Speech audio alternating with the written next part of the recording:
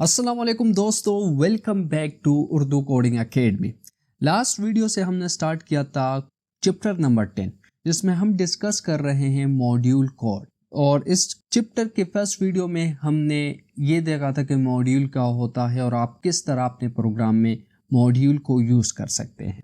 ये video chapter 10 का part 2 है और इसमें हम एक बिल्ट इन फ्रेमवर्क को डिस्कस करेंगे। तो वो फ्रेमवर्क जो है वो फ्लास्क है, उसको हम फ्लास्क कहते हैं। अब फ्रेमवर्क क्या होता है? फ्रेमवर्क जो है ये लाइब्रेरी से थोड़ा सा डिफरेंट है। लाइब्रेरी में आपको फंक्शंस मिलते हैं, क्लासेस मिलते हैं और आपके पास इख्तियार होता है कि आप कौन सा फंक्शन कहाँ पर यूज़ करना चाहते हैं, कौन सा क्लास कहाँ पर यूज़ करना चाहते हैं, ये सब इख्तियार आपके पास होता है। लेकिन फ्रेमवर्क में आपको एक रेडीमेड स्ट्रक्चर मिलता है जिसको आपको फॉलो करना होगा। उसके बिना आप फ्रेमवर्क को यूज नहीं कर सकते। कोड आपका होगा, बाकी स्ट्रक्चर फ्रेमवर्क का होगा। तो आज की वीडियो में हम क्लास को डिस्कस करेंगे। ये भी एक फ्रेमवर्क है जो कि यूज होता है वेबसाइट के लिए। पाइथन को अगर आप वेब डेवलपमेंट में यूज करना चाहते हैं बैक एंड में, तो उसके लिए आप क्लास को सीख सकते हैं। तो ये वीडियो सिर्फ इंट्रोडक्शन टू फ्लास्क है। मैं आपको कंप्लीट फ्लास्क नहीं सिखा रहा, सिर्फ इससे आपको ये आइडिया हो जाएगा कि फ्लास्क के प्रोजेक्ट का स्ट्रक्चर किस तरह होता है और किस तरह फाइल्स को डिफाइन किया जाता है। तो चलिए शुरू करते हैं। वैसे एक और बात मैं आपको बता दूं कि फ्लास्क जो है ये लाइट वेट फ्रेमवर्क इसको कहा जाता है या माइक्रो फ्रेमवर्क। मतलब ये कि ये स्मॉल प्रोजेक्ट्स के लिए ज़्यादा यूज़ होता है। वैसे आप इसको बड़े प्रोजेक्ट्स के लिए भी यूज़ कर सकते हैं, लेकिन रिकमेंडेड ये है कि आप इसको स्मॉल प्रोजेक्ट्स के लिए यूज़ किया करें। इसके अलावा एक और फ्रेमवर्क भी है जेंगो के नाम से, जो बड़े प्रोजेक्ट्स में यूज़ होता है। फ्लास्क को यूज़ करने से पहले आपको इसे इंस्टॉल करना होगा और पाइथन का कोई भी लाइब्रेरी या फ्रेमवर्क को इंस्टॉल करना है तो आप ये कमांड लिखोगे पिप इंस्टॉल और फिर उसके बाद फ्रेमवर्क या लाइब्रेरी का नेम। तो हम फ्लास्क को इंस्टॉल करेंगे तो यहाँ पर हम फ्लास्क लिखेंगे, ठीक है। ये कमांड हमने रन करना है एक टर्मिनल में।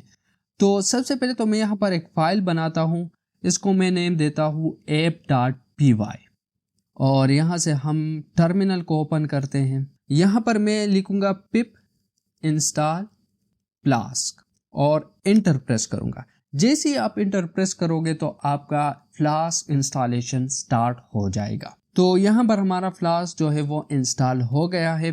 सिंपल यहाँ पर क्लियर लिखते हैं ताकि टर्मिनल क्लियर हो जाए। अब हम यहाँ पर कोड लिखेंगे। तो कोड लिखने से पहले हम फ्लास्क का स्ट्रक्चर समझते हैं कि वो किस तरह होता है, ठीक है। देखो, जब भी आप फ्लास्क में प्रोजेक्ट बनाओगे तो यही सेम स्ट्रक्चर फॉलो करोगे जो मैं आपको अभी बता रहा हूँ। यहाँ पर हम स्ट्रक्चर लिखते हैं। सबसे पहले तो आपके पास एक फाइल होगा, आप उसको कुछ भी नेम दे सकते हैं। ये आपका मेन फाइल है, यहाँ से आपका प्रोजेक्ट रन होगा। इसके अलावा कुछ फोल्डर्स आपको बनाने होंगे। एक होता है स्टैटिक। स्टैटिक में जावा स्क्रिप्ट के फाइल्स आते हैं, CSS के फाइल्स और जो कंटेंट है वो सब कुछ इस स्टैटिक फोल्डर में होगा।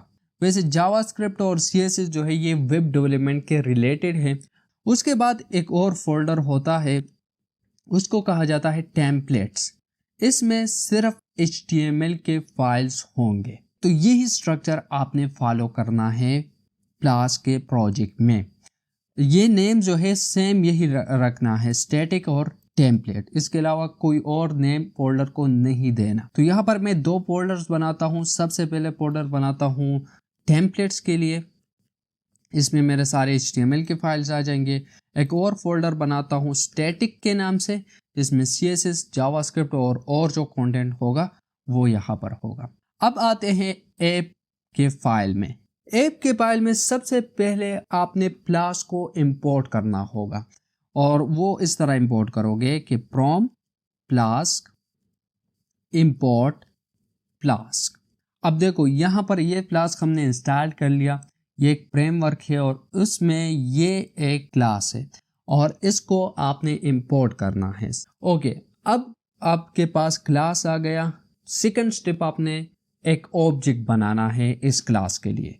तो ऑब्जेक्ट जैसे वेरिएबल डिफाइन करते हैं, सेम उसी तरीके से आपने यहाँ पर ऑब्जेक्ट बनाना है। तो मैं लेट्स सी देता हूँ obj, फिर असाइनमेंट ऑपरेटर और फिर प्लस पैरेंथेसिस लगाओगे।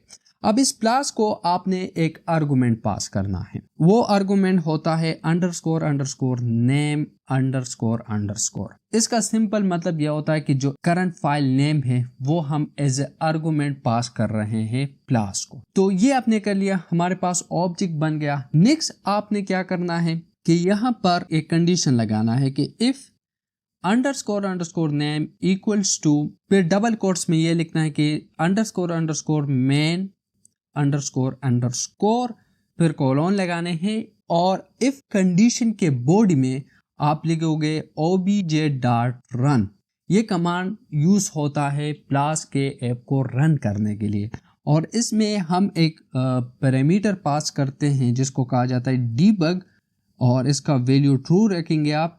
इसका मतलब यह होता है कि जो अगर कोई एरर है आपके प्रोजेक्ट में तो वो आपको स्क्रीन पर शो हो जाए। तो ये आपने इस तरह के कोड लिखना है। अब हम फ्लास्क ऐप को रन करेंगे।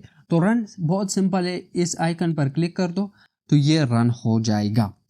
जैसे आप रन करोगे तो फ्लास्क आपको एक URL देता है, और जब आप कंट्रोल होल्ड करते हैं और माउस इस पर लाते हैं तो ये क्लिकेबल हो जाता है। इस पर आपने क्लिक करना है, और जैसे ही क्लिक करोगे तो ब्राउज़र में ये आपके पास शो हो जाएगा कुछ इस तरह।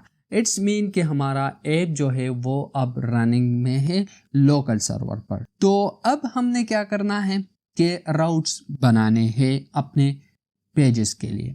राउट्स क्या होते हैं? जब हम वेबसाइट में जाते हैं वहाँ पर मल्टीपल पेजेस होते हैं, एक पेज से दूसरे पेज पर जाते हैं तो वो राउटिंग होती है। तो यही काम अब हम यहाँ पर प्लस के थ्रू करेंगे। तो सबसे पहले तो मैं यहाँ पर टेम्पलेट्स के फोल्डर में HTML के 2 फाइल्स बनाता हूँ। एक फाइल को नाम देता हूँ इंडेक्स।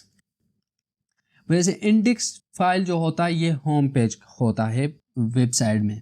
दूसरा फाइल बनाता हूँ लेट्स सी about.html, about.html। ठीक है, तो मेरे पास 2 फाइल्स आ गए। यहाँ पर मैं एक बेसिक HTML कोड लिखता हूँ और इसको नाम देते हैं लेट्स सी, ये मेरा होम पेज है, होम पेज, ये टाइटल है। और यहाँ पर सिंपल एक हेडिंग लिखता हूँ मैं, होम पेज।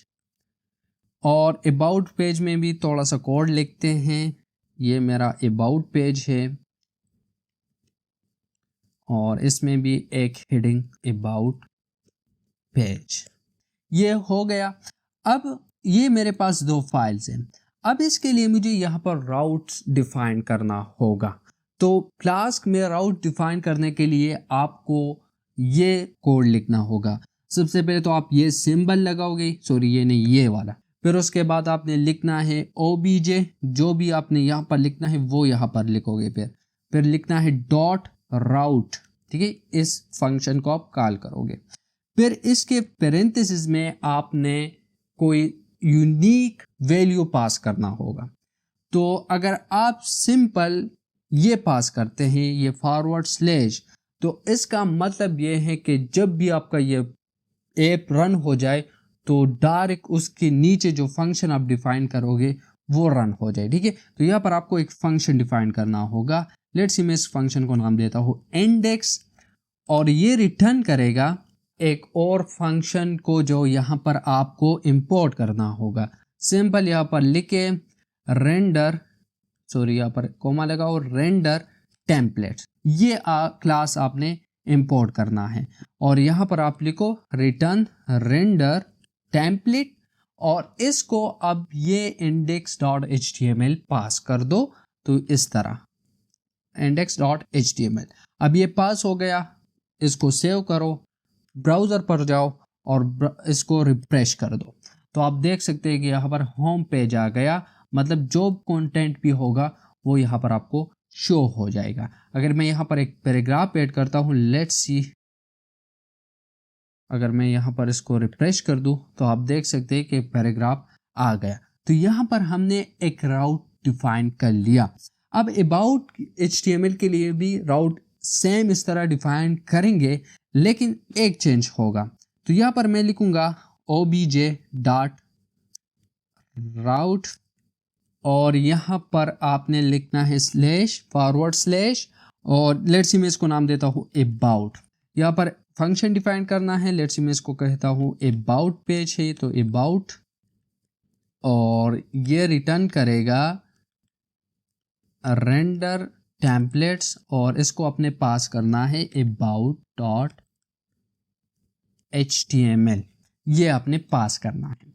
अब मेरे पास 2 राउट्स है, यहाँ पर अगर आप आओगे तो आपको कुछ फर्क नहीं नजर आएगा, लेकिन अगर आप इधर ये लिखते हैं /about तो आपको अबाउट पेज शो हो जाएगा। ऐसा क्यों हो रहा है? क्योंकि हमने वहां पर राउटिंग की, इसको कहा जाता है राउटिंग, और फ्लास्क में हम राउट इस तरह डिफाइन करते हैं।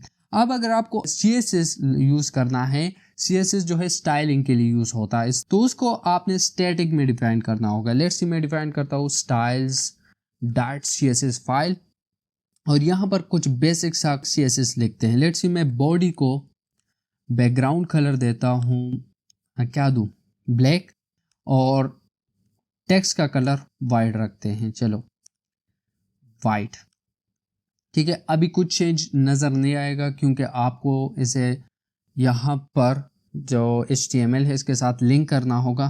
तो इस CSS को किस तरह हम लिंक करते हैं, यहाँ पर जो हेड के टैग है यहाँ पर आपने लिखना है लिंक, इस तरह लिंक, और यहाँ पर ये CSS का जो ऑप्शन है इस पर क्लिक करना है तो आपके पास इस तरह का टैग आ जाएगा। अब ये जो href है इसमें आपने CSS को इसके साथ लिंक करना है, तो कैसे करोगे, जिंजा टेम्पलेट यूज करना होगा। वैसे जिंजा जो है पाइथन का कोड HTML में इसके थ्रू लिख सकते हैं। जब आप क्लास सीखते हैं तो वहां पर आपको ये समझ आ जाएगा कि जिंजा किस तरह यूज होता है। मैं यहाँ पर एक फंक्शन कॉल करता हूँ URL फॉर, मैंने यहाँ पर डबल कर्ली ब्रैकेट्स लगाई, ठीक है, यही तरीका होता है। और यहाँ पर मुझे फोल्डर नेम पास करना होगा जो कि है स्टैटिक, फिर उसके बाद फाइल नेम पास करना होगा, ठीक है, फाइल नेम है styles.css। फाइल को सेव कर लिया। अब मैं जाता हूँ ब्राउज़र में, जैसे ही मैं रन करूँगा